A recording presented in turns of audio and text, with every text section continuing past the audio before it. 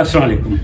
आज की इस वीडियो में एक बहुत ही अहम मौजू पर हम कुछ इन्फॉर्मेशंस भी और कुछ गुजारिशात भी आपकी खिदमत में पेश करना चाहते हैं। वीडियो आज की जान बचाने वाली अद्वियात के हवाले से है और पाकिस्तान में इस वक्त बहुत ही मुश्किल और हैरत अंगेज सूरत हाल है। कुछ इंकशाफात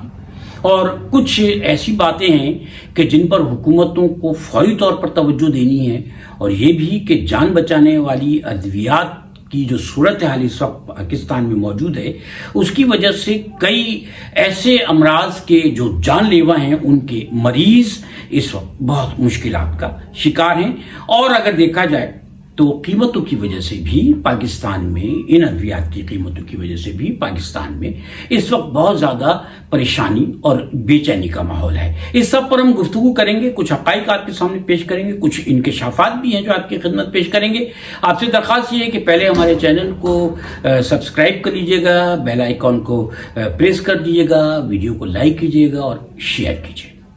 इस वक्त पाकिस्तान में जान बचाने वाली तकरीबन 79 ऐसी फॉर्मेशंस हैं, अद्वियात हैं खास तौर पे, कि जो मार्केट में मौजूद नहीं है, जान बचाने वाली अद्वियात। और बाज तो ऐसी हैं जिनमें 35% के करीब हैं कि जिनका ऑल्टरनेट भी मौजूद नहीं है। देखिए, जो पाकिस्तान में फॉर्मेशंस हैं ना, यानी जो रजिस्टर्ड दवाएं हैं,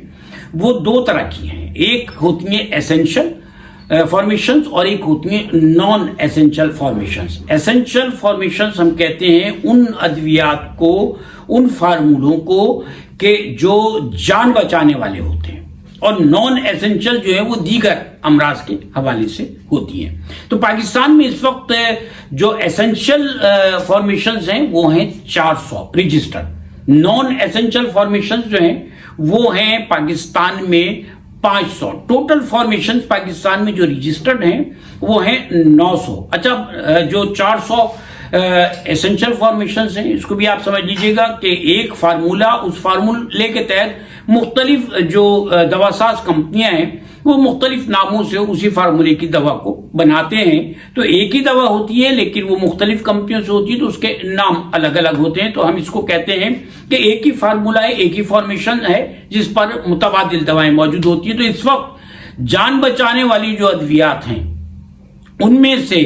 तकरीबन 75 ऐसी हैं कि जो पाकिस्तान में इसलिए अवेलेबल नहीं है कि इनमें से बहुत सारी दवाएं जो हैं वो इंपोर्ट होकर पाकिस्तान में आती हैं। अब एक और बात मैं आपकी खिदमत में अर्ज करूं कि एक जो है प्रिंसिपल ऑफ पॉलिसीज का जो एक्ट है, यानी 38, उसके तहत साल में दवासाज कंपनियों को इजाजत यह है कि वो 7% दवाओं की कीमतों में अगर जरूरी है तो वो इजाफा करेंगे। इसमें बहुत सारे पहलू आ जाते हैं कि कहाँ ज़रूरी है, कहाँ ज़रूरी नहीं है, कहाँ उनको किस चीज़ का ख्याल रखना चाहिए, हुकूमतों को कहाँ जो है वो उन्हें रियायत दे देनी चाहिए, कहाँ थोड़ी सी सख्ती करके थोड़े से मामलात को देखते हुए उन्हें जो है वो रोक देना चाहिए। तो ये एक सूरत हाल है। अब इस पर भी हम बात करेंगे, और हम आपसे ये भी अर्ज करना चाहते हैं कि वो तमाम अमराज जिनकी दवाएं इस वक्त मार्केट से गायब हैं, उन अमराज में सबसे पहले पाकिस्तान में हर 3 में से एक शख्स जो है वो डायबिटिक ज़ियाबितस, या जिसको हम शुगर कहते हैं, उसके मरज में मुब्तला है। आदत और शुमार जो है वो तो कुछ और बताते हैं, लेकिन ये एक हकीकत है कि हर 3 में से एक आदमी जो है वो, शायद ये भी मैं कम बता रहा हूँ आपको, वो ज़ियाबितस और ब्लड प्रेशर का मरीज है। इसके अलावा पाकिस्तान में जो दीगर अमराज हैं जो जानलेवा हैं, उनमें अल्जाइमर है, पार्किंसन है, कैंसर है, और नफ्सियाती जो अमराज हैं उनकी दवाएं भी मार्केट से, जो मेन मेडिसिन हैं वो मार्केट से गायब हैं। पाकिस्तान में ये जिम्मेदारी है पाकिस्तान ड्रग रेगुलेटरी अथॉरिटी की, जिसको हम ड्रैग भी कहते हैं।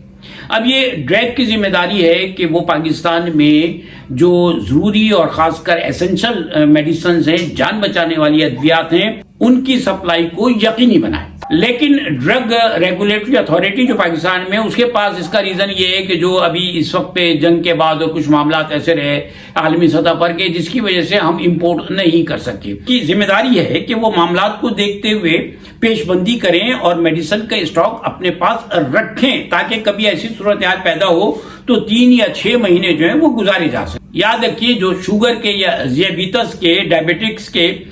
جو مریض ہیں، ان مریضوں کے لیے اگر وقت پر ان کو میڈیسن نہ ملے، جو میڈیسن ان کو چاہیے وہ ان کو دستیاب نہ ہوں، تو ایسی صورت میں ان کے گردے فیل ہو جاتے ہیں، ایسی صورت میں ان کے جو ہے عضو جو ہیں وہ کاٹنا پڑتے ہیں، پارٹ آف باڈیز جو ہیں ان کو کاٹنا پڑتا ہے، اور اس کے علاوہ ان کو جو ہے وہ ہارٹ اٹیک اور دیگر ایسے معاملات جو ان کا سامنا کرنا پڑتا ہے۔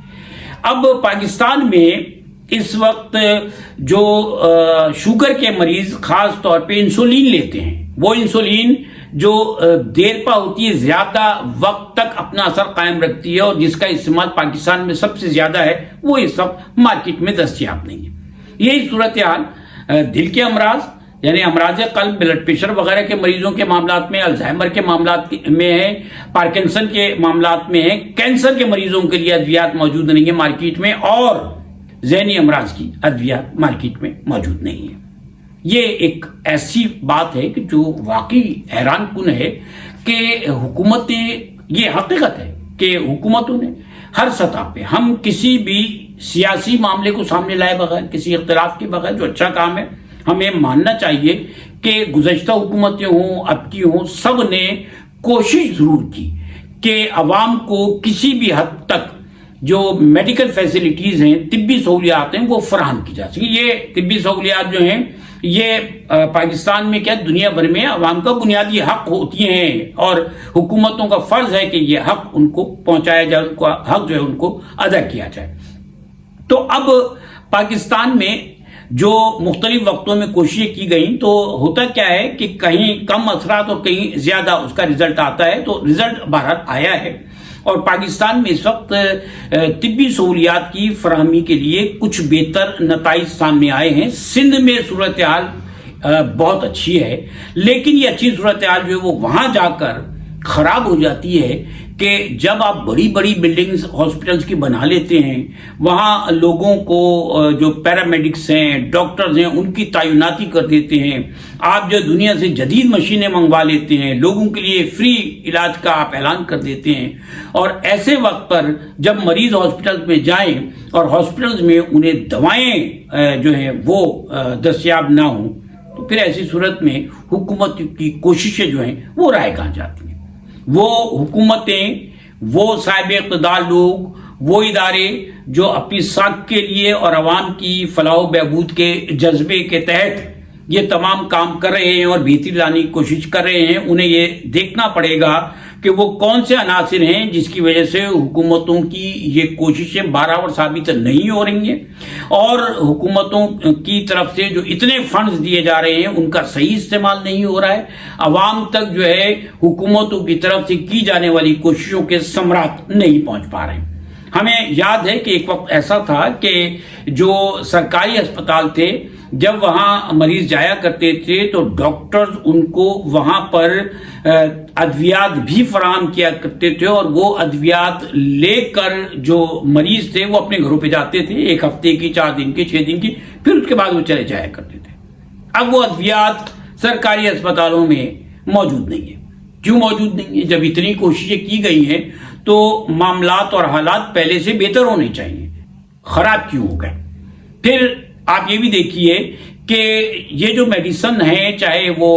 فارمیشن ایسنشل ہو یا نان ایسنشل ہو، ان کی قیمتوں میں ہوش ربا اضافہ کر دیا گیا ہے۔ میں نے آپ سے ابھی عرض کیا کہ یہ جو پرنسپل آف پالیسیز کا ایکٹ نمبر 38 ہے، اس کے مطابق 7% سالانہ اضافے کی، زیادہ سے زیادہ 7% سالانہ اضافے کی جو ہے وہ اجازت ہے فارماسیوٹیکل کمپنیز کو۔ لیکن کیا آپ کو معلوم ہے کہ گزشتہ 2 سے 3 مہینے میں جان بچانے والی بعض ادویات کی قیمتوں میں 50% اضافہ کر دیا گیا ہے؟ اگر ان کی قیمت 420 روپے تھی تو ان کی قیمت 630 روپے ہو گئی، یعنی پورا 50% اضافہ کیا گیا ہے۔ اور ایسی کئی میڈیسنز ہیں جن کے اگر میں آپ کے سامنے نام لینا چاہوں تو وہ پروگرام یا یہ ویڈیو طویل ہو جائے گی، لیکن آپ اور ہم جانتے ہیں کہ اس وقت جہاں مہنگائی مختلف حوالوں سے ہوئی ہے وہاں ادویات بھی بہت مہنگی کر دی گئی ہیں۔ اب حکومتوں کو سوچنا پڑے گا کہ وہ کہتے ہیں نا کہ آپ جینے نہیں دیتے تو مرنے کا انتظام بھی نہ کریں، یعنی حکومتوں نے لوگوں کے علاج کی سہولیات انہیں فراہم کرنے کے وعدے ضرور کیے ہیں، لیکن دوسری طرف ایک پہلو یہ ہے کہ ان وعدوں کے در پردہ انہیں مزید مالی بوجھ کا شکار کر دیا گیا ہے اور انہیں ادویات خریدنے کی جو ان کی قوت تھی اس سے بھی محروم کر دیا گیا ہے۔